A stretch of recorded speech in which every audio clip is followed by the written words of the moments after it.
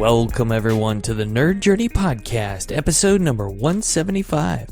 We're joining you every week to talk IT career progression and bring you the advice we wish we'd been given earlier in our careers.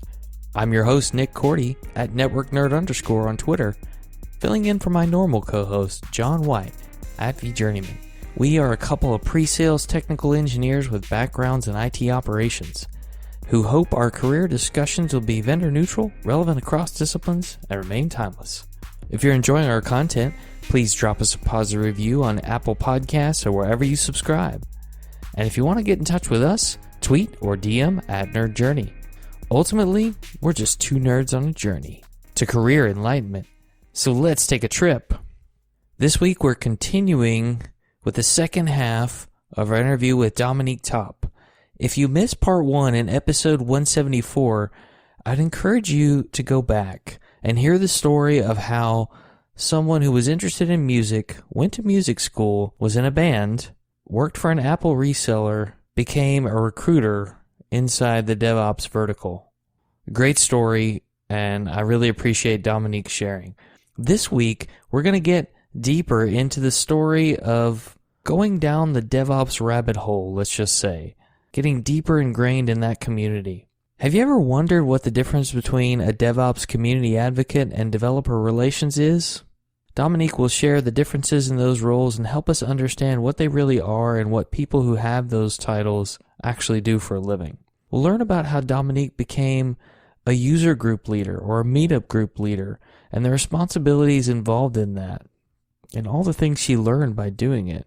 We'll talk about how she got to HashiCorp. What was the journey to get there like? And what's it like at a startup? We'll also get to learn some exciting things about how Dominique is making an impact in her time at HashiCorp in a number of ways. If you too want to know everything about everything, you need to listen to the rest of the story. Here we go with part 2 and the conclusion of our interview with Dominique Top.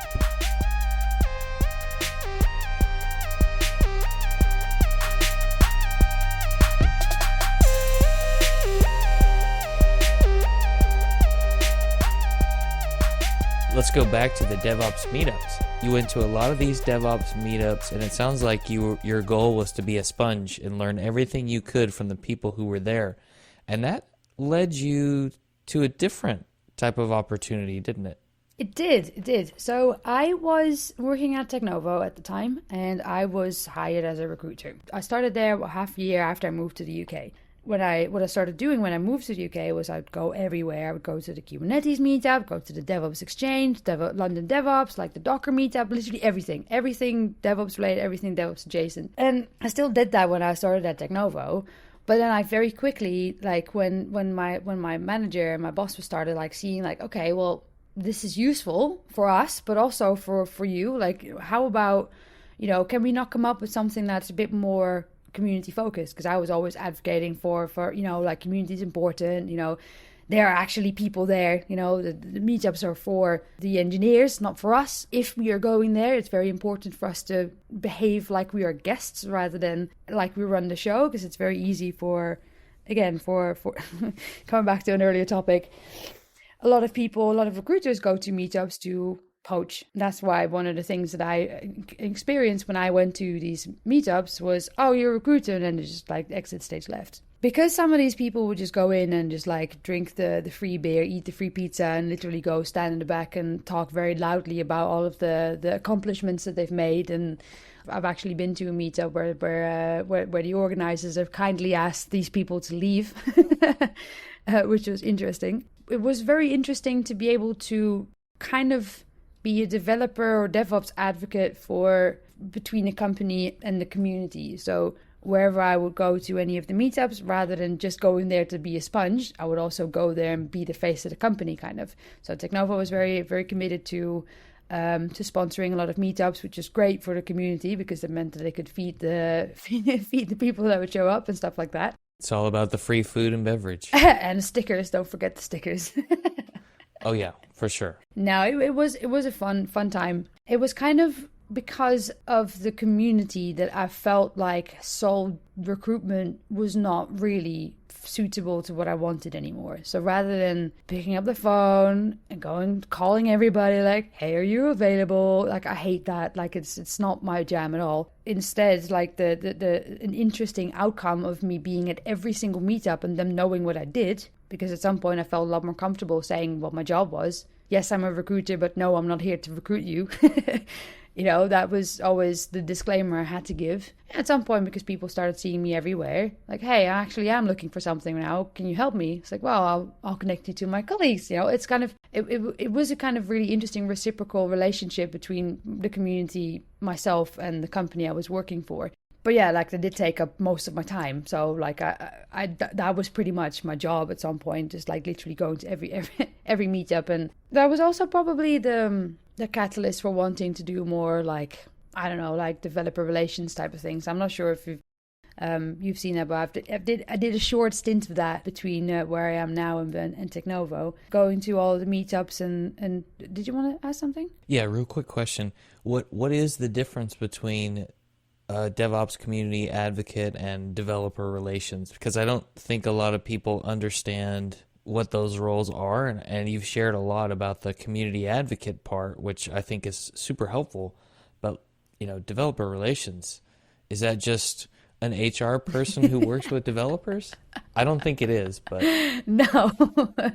But it's an excellent question. Have you ever seen people like Liz Rice or Matty Stratton or like all these kind of really like the people that go to every single conference and represent? I recognize the names from DevOps Loop last year. Right? So these people are representing their respective companies as a developer relations person. Now, for software companies or companies who make certain technologies, having somebody to reach out to the community, say like, hey, this is a technology that you can use, and being basically the bridge between the company and the community is kind of what a developer relations person does. So let's say for HashiCorp, I mean, I'm not in the developer advocates or developer relations team, but the developer advocates at HashiCorp are very much like they field all the questions from the community. They go on the forums. They always make sure that they have all kinds of interesting content of stuff that you can do with our open source technologies. And the same holds true for other vendors. Like I know that Chef has I'm just listing the names of some of my DevOps days co-organizers. Yeah, VMware I think has a lot of developer relations people. Aquasec, what else? Sneak. No, it's okay. That's a good perspective. It sounds like it might fall a little bit under the tech marketing umbrella to a certain extent. Kind of. Depends. Like I've been to the DevRel conference, DevRelCon.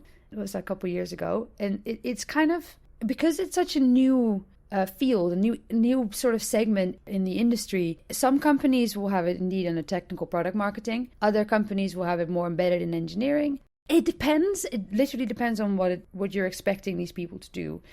Sometimes it will be important to get like marketing qualified leads or developer relations qualified leads. So hey, this person is working on open source, and hey, they're actually looking into more enterprise products or something like that. So more on that side of things. But on the flip side, okay, well, it could also be that the developer advocates or developer relations people are looking for basically people who are using their products and like want to improve upon them and more on that side of things. So it's because it's so new, it kind of depends. But most of the time it's just basically a modern day bard. Like, hey, I'm going to talk about our products and I'm going to show you demos. I'm going to do interesting things and like making engaging content and making sure that people want to engage and communicate. And so and like the difference between what I did at Tecknuovo and what I aspired to do at Babylon was even more so being embedded in more the technical communities and actually helping the technical community solve problems with stuff that the company I was representing were doing. So yeah, so like advocacy is more like, hey, this is a thing, this is cool, and like, hey, I'm the face of the company if you ask me anything. But whereas with developer relations, it takes it a step further, so to say. That's great. I really appreciate the clarification there. And sorry if I put you on the spot, not intentional. No, it's okay. As far as the community meetups go, is this around the same time that you actually started leading a community group? About half a year into my Tecknuovo stint, the young man who was leading the Docker community at the time because I was going everywhere. I was going to the Docker meetup regularly as well. I saw him struggling with some things because he was also like midway, like starting a startup. So he was in the back, like coding away and like solving some problems and like having 200 people in a room somewhere and somebody on stage doing a talk. So I was like, looks like you might need some help, buddy. Like how about I just, I don't know, like tell me, what can I do? So I started helping out with a couple, and then he was like, hey, do you just want to take over? I was like, let me just talk to the Docker community people. I was like, sure. Because I like organizing things and I like helping people, as you know. So it was kind of fun. So yeah, I started doing that, and then the pandemic hit after 2 years. But that was very fun. A lot of people, a lot of really interesting talks and interesting events and recurring people. And I feel like nowadays I should probably like get back on it, because like the pandemic has not been great for the in-person meetups. And I think you had hundreds of people at these meetups, right? Pre-pandemic, is that right? Yeah, like I think the most I've ever had was like roughly taking the 200, anywhere between 150 and 200 people. Yeah, that's impressive. I would get double the sign-ups, but it was nuts. And was it just you taking over as leader, or did you have other people to help out? Mainly me, but like the longer we got into the thing and the more like responsibilities I got at my company at the time, I delegated some of the tasks to other people. And at some point my partner actually helped out. He's a lovely human being, but he's in the same field. He's like a lead DevOpsy person. The job title is a bit longer than that, but it doesn't really matter. But he works at a media company, so he's always solving problems as well, right? At some point, like the last year before the pandemic, we started doing live streams as well. So we bought like a whole live stream kit, and he would then help out with all the stream stuff. So we like make sure everything's connected, make sure everybody's like audible and visible, and that was very useful. He's always a fixer. So it was just like, hey Rob, can you do this? Like, yeah, okay, sure. My experience running a community group, at least for IT generalists, is that you are in charge of scheduling the meetings, working with any vendors or companies that would want to sponsor, buy the beverages, right? You give them some airtime to talk about what it is they're doing. And in my case, we tell them no sales pitches, give us the nerdy content we want, because you're going to meet people who they just care about the tech. And then a lot of times we'll have a community speaker share some project you were working on, something you tinkered around with, lessons learned with everybody. And I found that a mix of those is actually pretty good. And as you said before, when we started talking, as leading the group, you're often in charge of opening up the meeting and going through any specific agenda items that maybe is a routine for the group. Sometimes we would do, in small groups, we usually never had more than 30 or more in a lot of these meetings. We would do an icebreaker. Who are you? What do you do? What's your handle in the community that we're talking about? In this case, Spiceworks. And then we go from there and open it up. Was it similar to that for you, or very different? Pretty different. It's somewhat similar, but fairly different in my opinion. Well, the meetup scene in London is huge. I mean, it was that way at least before the pandemic. There's so many people wanting to learn things. So one of the reasons why we had so many people join, like you can't really have like everybody gets the opportunity to say something, everybody gets the opportunity to share. Obviously everybody's able to submit sessions and stuff like that, but yeah, most of the time the format, like I would have a couple of sponsors. The sponsors, I generally just told them like the thing that you would get for the sponsorship is your logo on the screen. I would say a blurb. That's about it. I will talk about you, and like in the promotion you would always be mentioned, but it doesn't necessarily mean that you immediately get time to speak, or so to say. Like it's very much like if you want to submit a talk, and obviously you can, but like it's separate. So usually I prefer to give the community right of way priority. That's it. I would prefer having at least like 3 talks, so like 2 20-minute talks, half an hour maybe, and then a little break for dinner, pizza, and then another 20 minutes to 30 minutes talk.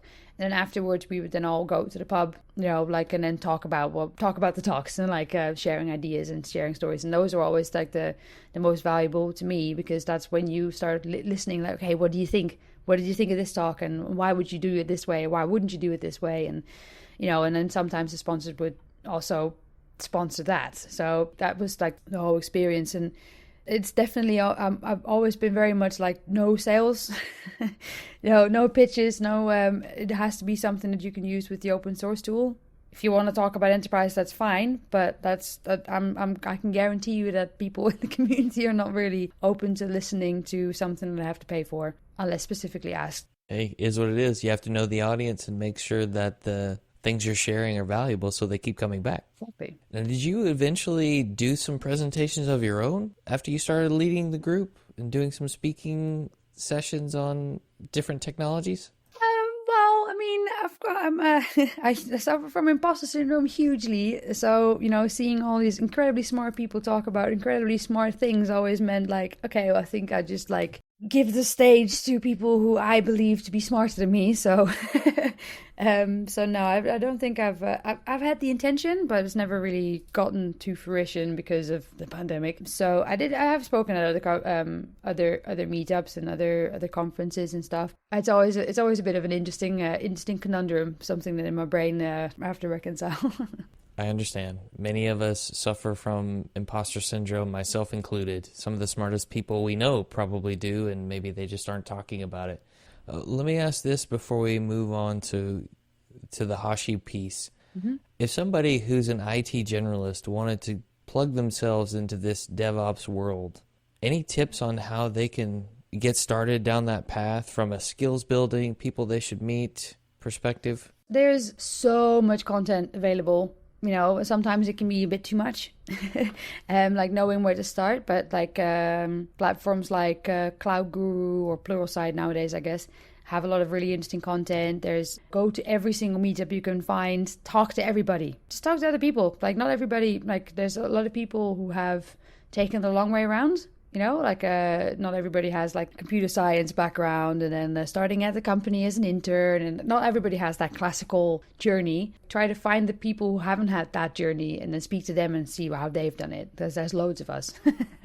Go talk to people. Like I think start small, find a project to do, and then try to see if you can get something working. Don't be afraid to fail, because I still sometimes have to tell myself that it's okay to make a make a mistake, and I don't have to be perfect all the time. I think that's probably the biggest one. Stay curious. Stay curious. I agree. And speaking of curiosity, you must have been curious about a new adventure because you left Tecknuovo to do what you do today. Can you tell us a little bit about that? Yeah, so I've been at HashiCorp for 2 years now, so it's been a while. But yeah, so in my ventures throughout the meetups, I met, can I just mention names? I guess I could mention names.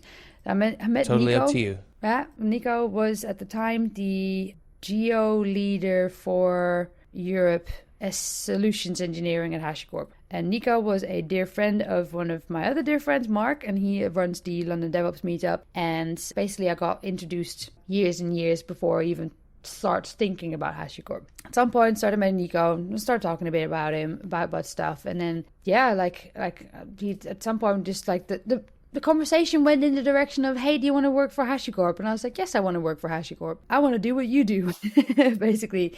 And he was like, oh, that's it. Yeah, okay. Well, that's interesting, because at the time I was obviously still a recruiter. So I had a conversation with him at a later stage, and it was very much like, okay, well, why do you want to do this? That's like, well, I talked to a lot of DevOps engineers and technical people, and I feel like that's something that I also want to do. And also, there was this guy, an engineer years and years ago, who was like, hey, yeah, you should remember the name HashiCorp Vault. Vault is a really interesting technology. You need to remember that name. I was like, okay. I did, in fact, remember that name, obviously. And everybody always had something with HashiCorp. So throughout my recruitment career, I've heard Terraform and Vault on many occasions. So at some point when Nico contacted me, like, hey, do you want to come work for us? Like, well, yes, but I want out of recruitment. So, interesting. So would solutions engineering be of interest? It's like, well, yes, but I don't think at the moment I've got the right technical skills to do so. So he was like, okay, try to do a certification. So I've got an AWS cert. I actually need to renew that, but I've got that. You need some experience with Linux, so I have to do that. So I started doing some projects. I've got like a bunch of, installing Linux on a machine. I started doing some bits with it, and like basics. And maybe, starts doing some simple development. So, like I've got a website running somewhere that I still need to update, but trying to small baby steps, right? Yeah, you're not going to be out of the gate an expert, right? You got to build the skills. I get it. Yeah, so it's, again, like I still don't feel like I'm really good at anything, but like it's it's a start, I suppose. I always say that I probably know more than I give myself credit for. But so fast forward to like a year or so later, like I met him again, like we reconnected, and he was like, "Hey, I now have headcount. Do you want to come work for me?" And I was like, "Yes." So we went through the whole process. I had like 6 interviews in a week. And including like a technical exercise and like all that kind of stuff. And I got the job. So apparently I did something right. Yeah, good for you. Congratulations. Thanks. How was startup life compared? I mean, I know they're now public offering, right? Public company. Congratulations, by the way. Thanks. But what was it like joining a startup when you hadn't worked for one, it sounded like, in the past? I mean, if we're talking startup in the sole like technology space, then yeah, HashiCorp was my first. If you were talking about like private companies from a different sense, then the previous companies I worked for before are also obviously private companies. Like Tecknuovo considered itself a startup. Oh, okay, didn't realize. Well, that's fair. But comparing Tecknuovo to HashiCorp, like at the time there were only like 20 people. When I joined HashiCorp, I was like employee number 900 and something. So yes, it was still a startup vibe.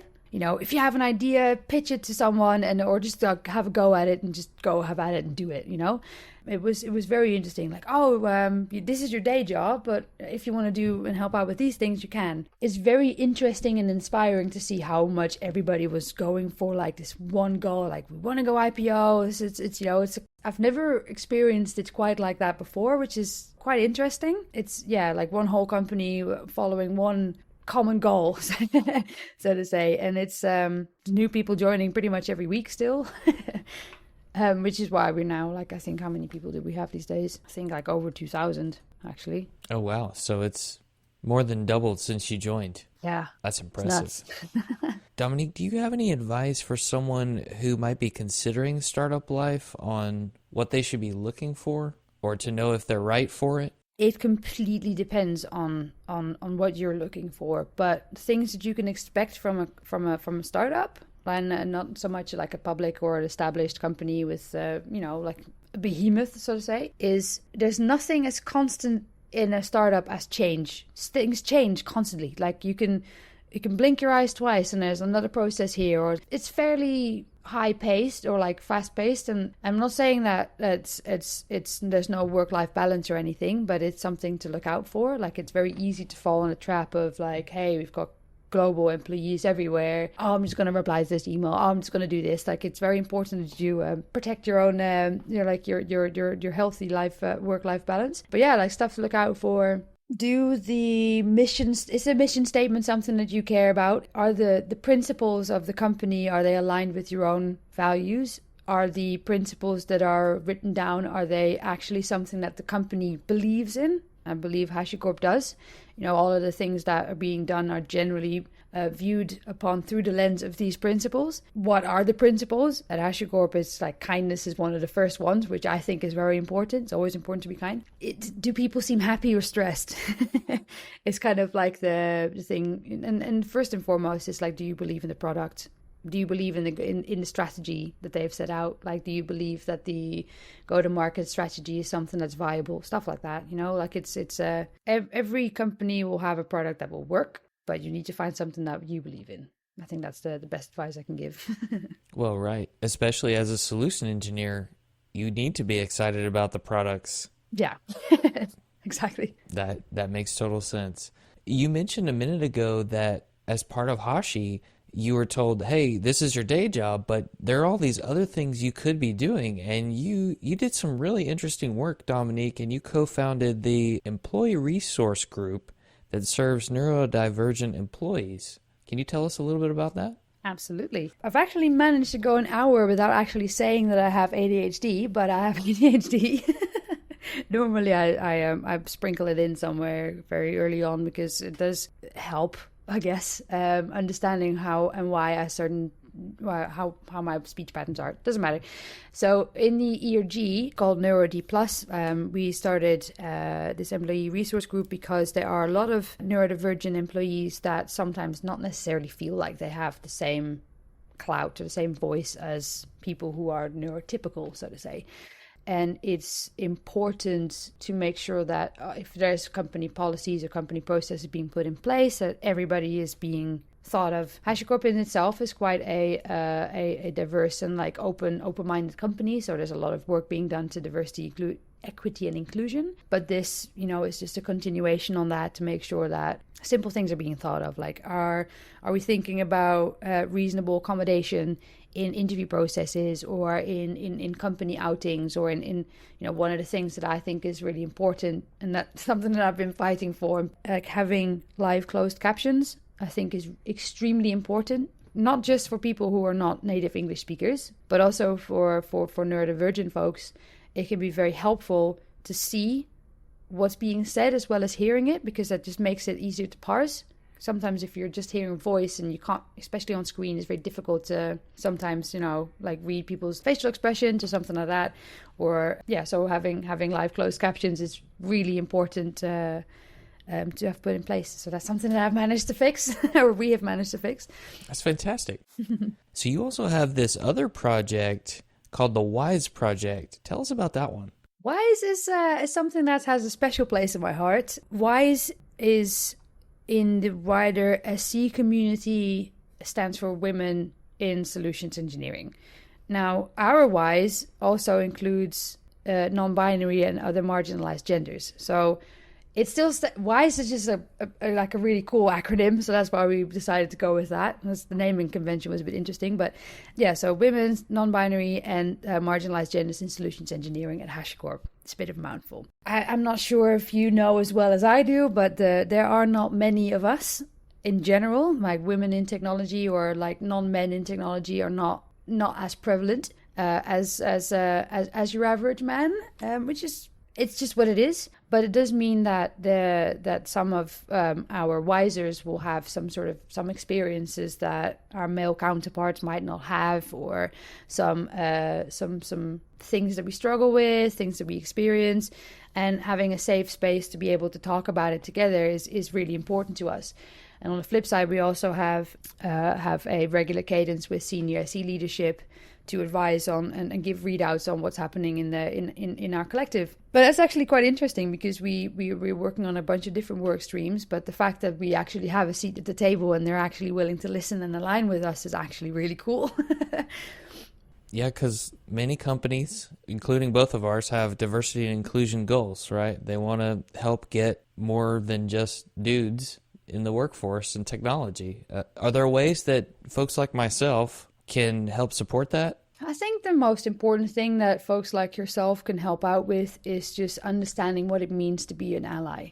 And an ally it's a journey. It's not something you are. You either constantly work on that or you're not. So I think the biggest thing that you can do to help folks like myself is to just constantly educate yourself, ask questions, and I really appreciate that you did, ask questions, figure out, just ask your local non-male solutions engineer or anyone. Just ask, hey, is there anything that I can do to help you or support you? And if you do end up being in a meeting with someone and you know that there's a minority in the group, just making sure hey, I believe this person hasn't said anything yet. Hey, what is your opinion? Making sure that you give the space to other people. Stuff like that are really might be really small, but can be super impactful. Thank you very much. Appreciate that, Dominique. Any parting thoughts for our listeners before we wrap? Parting thoughts. Do you have any particular topics on parting thoughts? If you had to follow the same path, would you go back and do it the same way, or would you do something differently? That is a beautiful question. Or if you prefer, are there ways you could have accelerated your progression to where you are that you wish you'd taken advantage of? So if we go on to the first question first, if I would go back and do it all over again, would I follow the same path? I think I would.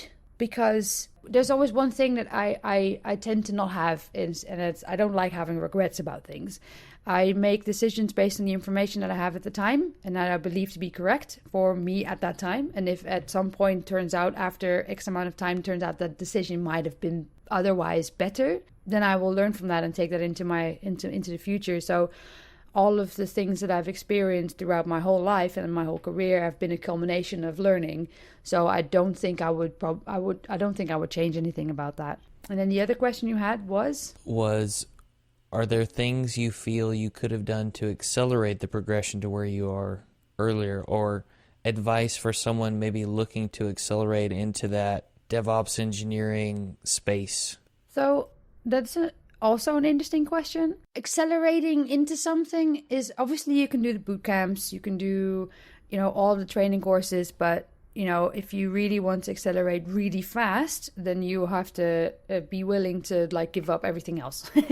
If instead you want to make sure that you get a steady progression, but steady going forward, and you still, want to be able to feed yourself, then, carve out specific blocks of time for yourself to just do a project.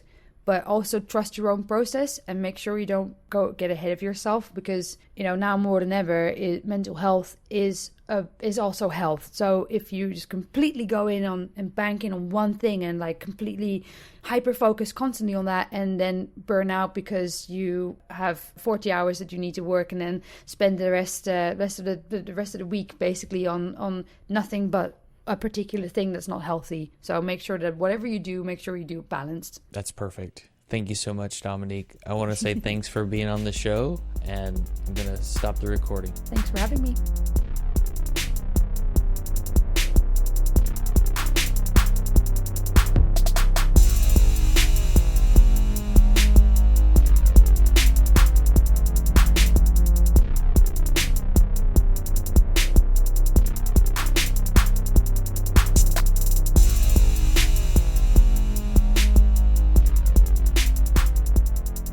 Listening to this second half of the story again, I really liked that manager that was able to align Dominique's role as a recruiter into her interests in community. And she really got to be that community advocate. It was a benefit to the community and a benefit to her company. That's really cool. If you're a manager listening, hopefully you can do that kind of thing for your employees. Dominique had to deal with the stereotypes of recruiters that come to user groups, eventually saying, I am a recruiter, but I'm not here to recruit you. And just by not acting the same as the, quote, typical recruiter that might have shown up, that eventually led her to help people make connections. She connected the people who were actually looking with recruiters. Again, it goes back to that discovery, understanding what people need and want. I liked the explanation of community advocate versus developer relations, because I really had no idea what the differences were or wasn't clear on them. Have you ever considered leading a user group or a meetup group? I think back to the series of episodes where we spoke to Tony Reeves and how he rose to VMware user group leadership. It can do a lot for your career and help you build a lot of skills, including some in public speaking. The Meetup group is actually what led Dominique to meet her future boss, or a future leader she would work under at HashiCorp. He spoke to her and asked her if she might be interested in working at HashiCorp at some point, and she said yes. But she had the awareness to say, I don't think I have the skills right now, but I'd like to work there someday. And this person gave her some very pointed feedback on skills she might want to build. So the interesting thing, when you get feedback like that, you can choose to act on it or not. And in Dominique's case, she took the time to learn, to put the work in, to get certifications, some experience with Linux, some experience coding. And the next time she ran into that same individual, she said that she was ready. And that person had an open head count, and that's how she was able to get the job at HashiCorp. I love that. Making connections. Back to what Andrew Miller said about being in the right place at the right time. She was in the right place, and it was the right time because she had the skills built. I liked Dominique's advice about life at a startup. You have to believe in the product, because if you don't, well, it's going to be tough. It's going to be fast-paced, and you need to be in alignment with the startup's principles and missions, and hopefully they are doing what they say, I think is the message she was trying to convey there. If you think about it, Dominique started having this community focus. She really got into the DevOps meetup, the DevOps community, immersed herself there, met a lot of great people. Combine that with the discovery method she used to get to know people, what their motivations were, what the problems they were trying to solve were, and her ability to set people at ease and really create that safe space. As a former performer, it didn't surprise me that she had done so much work creating communities inside HashiCorp to make a difference in neurodivergence, as well as the women in solution engineering, as some might call it, and more in her case. When it comes to neurodivergence, I know Dominique mentioned she had ADHD. If you want some additional perspective on that, check out the episodes with John Tolles in episode 129 and 130. Very, very helpful. Good insights there. And when we think about being an ally to women in technology, for example, it reminds me of the episodes we did with Kate Imshoff. Even those little things, like in episode 117 where Kate said she had to tell her husband it was important to give women on the call time to speak and not interrupt them. It was something he wasn't mindful of until she shared it with him. So hopefully you're taking the time to fill your blind spots when it comes to the differences you don't have, but that others you work with have, that you need to be mindful of and support. I really appreciate Dominique hopping on and sharing her story, as we do with every guest, because it takes a lot of courage to share your career path, your story, your hopes, dreams, struggles.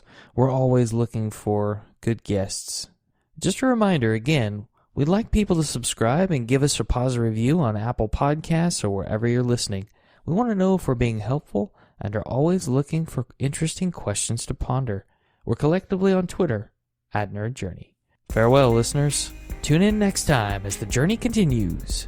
I'm Nick Cordy, @NetworkNerd_, flying solo for now from our buddy John White, @TheJourneyman, aka Daddy John, signing off.